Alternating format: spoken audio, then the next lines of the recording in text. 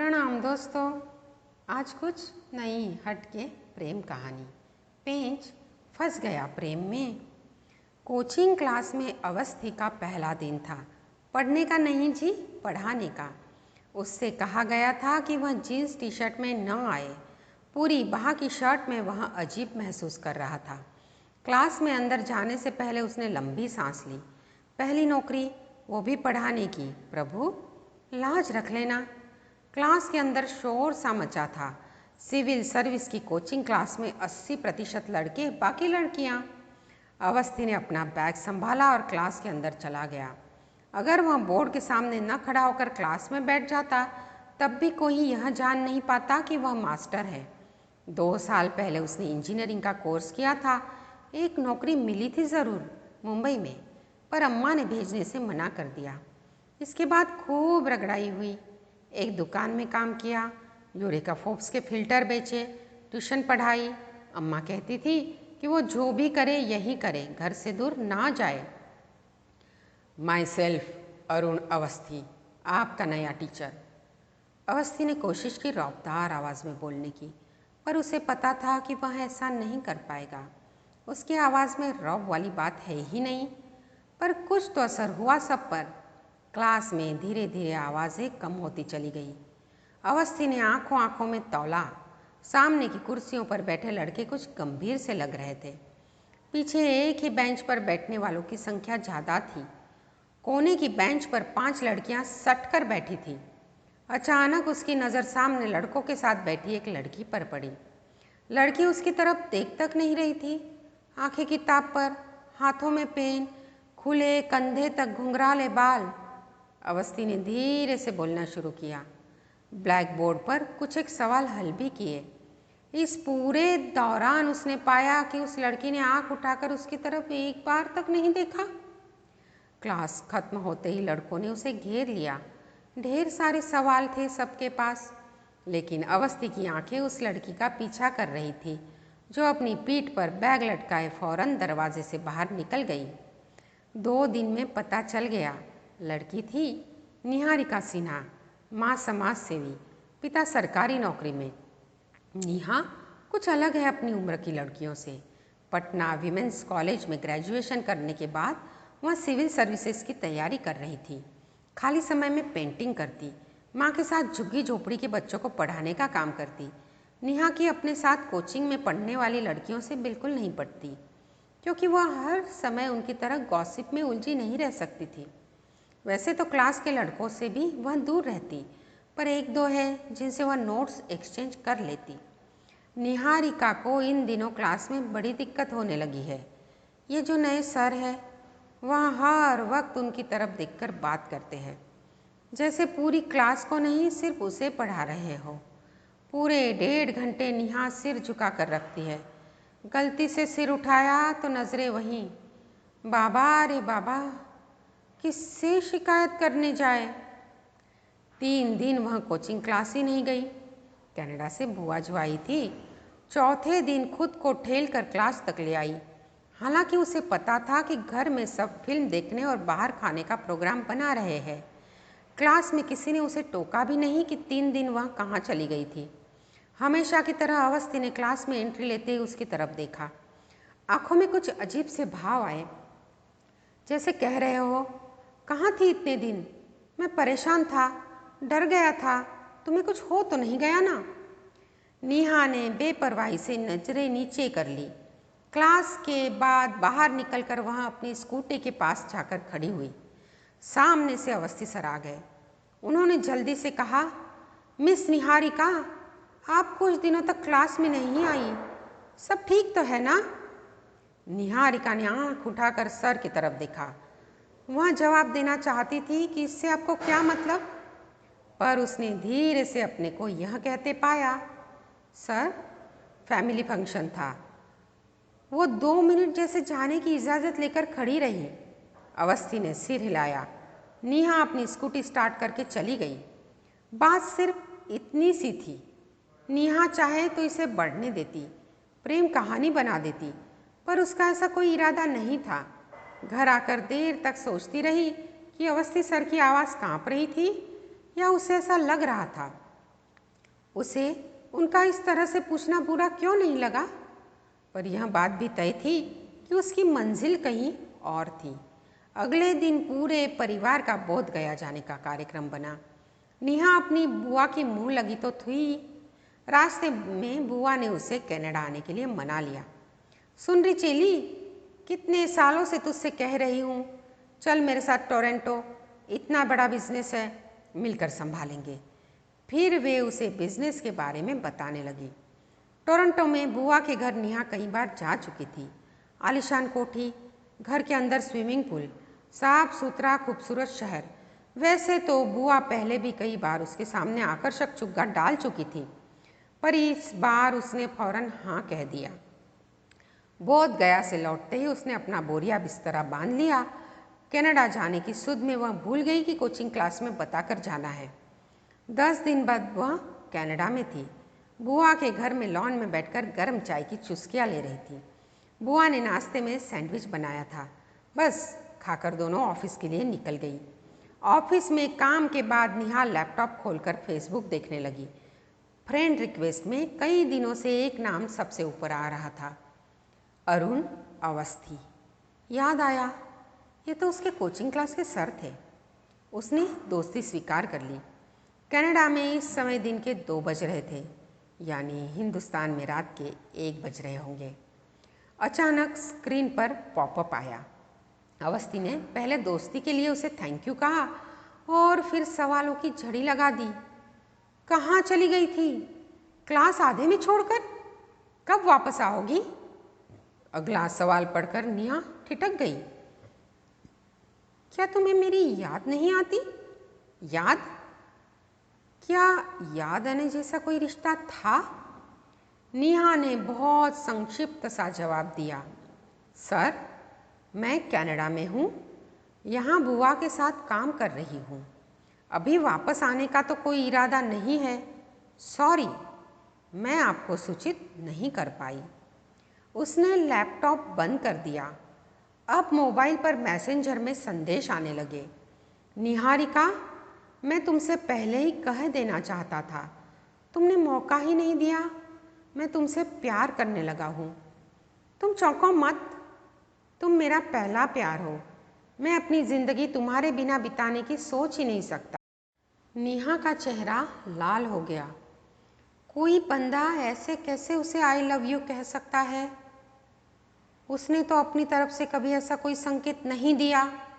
हाँ, यह सही है कि अवस्थी सर की नज़रों में उसे अपनापन लगता था, इसलिए डरती थी वो। पर ऐसे बिना दोस्ती किए प्यार? शायद पटना में रहती तो दोस्ती हो भी सकती थी अवस्थी सर से। माना कि वे दूसरे लड़कों से अलग थे, एक अजीब सा आकर्षण था उनमें, पर वो मंजिल तो नहीं हो सकते ना। रात तक उसके पास अवस्थी के ढेरों संदेश आ चुके थे। नेहा परेशान हो गई। क्या जवाब दे इन संदेशों का? वही किया जो उसे सबसे आसान लगा। उसने फेसबुक में अवस्थी को ब्लॉक कर दिया। न संदेश आएंगे न परेशानी होगी। कई महीने बीत गए। नेहा कनाडा में पूरी तरह रम गई। दरअसल उसकी जिंदगी में कोई आ गया था, कनाडा का रैप सिंगर ओलिवर। दोनों की मुलाकात नाइट क्लब में हुई। दोस्ती हो गई। बुआ को भी ओलिवर भा गया। शनिवार को अक्सर वो घर आ जाता। गाने वाने की महफिल जमती। ओलिवर को देखकर बुआ भी जोश में आ जाती।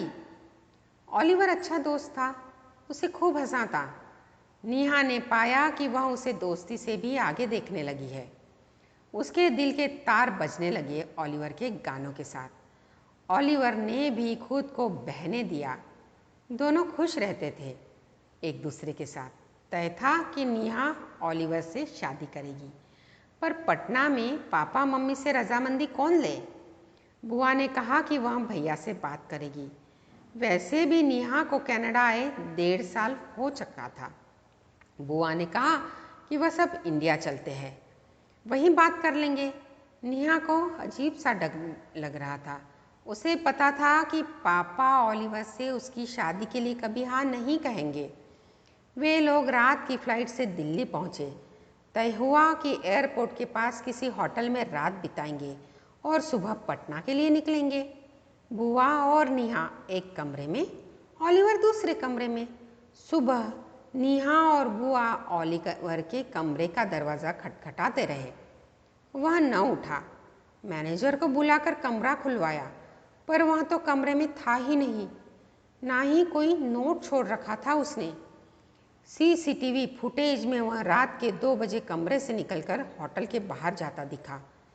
नेहा की समझ नहीं आ रहा था कि यह सब उसके साथ क्यों हो रहा है, क्या हो रहा है। बुआ भाग दौड़ में लग गई। पुलिस आई। नेहा को याद नहीं कि उसने पूछताछ में क्या बताया। शाम होते होते पापा और मम्मी भी आ गए। ऑलिवर का कुछ पता नहीं चला। 2 दिन दिल्ली रहकर सब पटना लौट आए। नेहा का रो रो कर बुरा हाल था। पापा उससे नाराज थे, बोल ही नहीं रहे थे। मम्मी ने ज़रूर उसे ढांढस बंधाने की कोशिश की, पर मम्मी बुआ से बहुत गुस्सा थी कि उन्होंने ऑलिवर और नेहा के रिश्ते वाली बात उनसे क्यों छिपाई।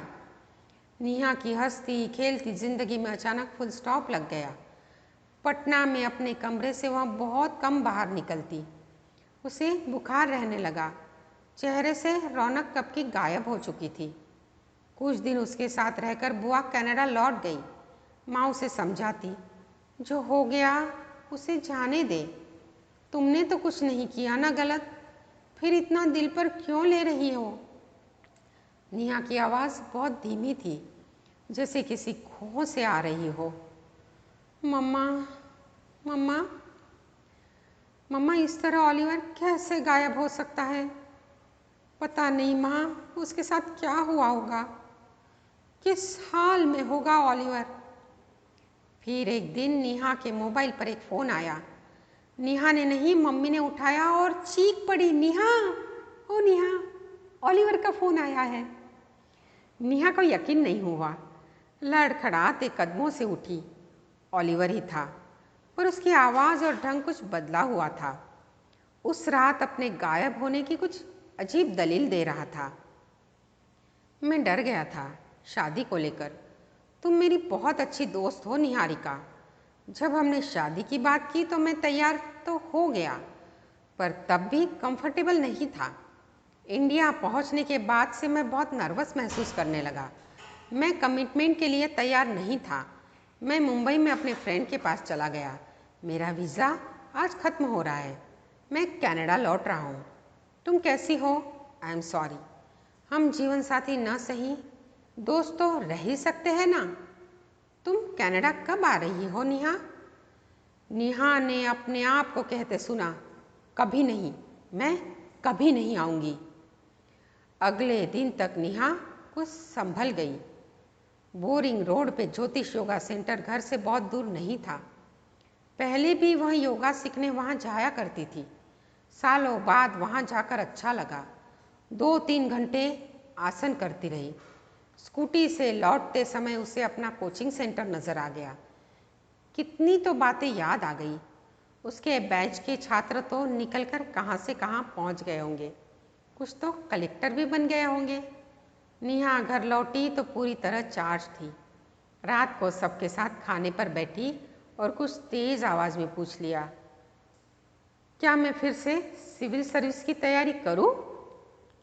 पापा, आपको क्या लगता है, क्या मुझे फिर से करना चाहिए तैयारी? पापा चहकती हुई नेहा को देखकर खुश हो गए। तुम जो चाहो बेटी, पर अगर तुम्हारा मन है तो कल कोचिंग क्लास होती हुई आना। देख लो, मुझे लगता है तुम माँ की तरह सोशल सर्विस करो, तुम्हारे लिए अच्छा। नेहा ने सिर हिलाया। अगले दिन योगा क्लास से निकलकर सीधे कोचिंग इंस्टीट्यूट पहुंच गई। इंस्टीट्यूट के मालिक जोगिंदर उसे अच्छी तरह जानते थे। पहले तो उन्होंने नेहा की क्लास ली कि उसने कोचिंग बीच में क्यों छोड़ दी। फिर तुरंत कहा, चलो अच्छा हुआ, तुम्हें जल्दी बुद्धि आ गई, कल से आ जाना। क्लास में अभी तो शुरू ही हुई है क्लास, ज़्यादा मिस नहीं किया। 2-4 एक्स्ट्रा क्लास करवा दूंगा अवस्थी सर से। अवस्थी सर के नाम से नेहा के सामने एक जाने पहचाने शख्स का चेहरा उभर आया। जोगिंदर ने बेल बजाकर अवस्थी सर को बुलाया। नेहा थोड़ी अनमनी सी हो उठी। पता नहीं अवस्थी सर उसके बारे में क्या सोचेंगे। अरुण अवस्थी लगभग वैसे ही जैसा नेहा उन्हें छोड़कर चली गई थी।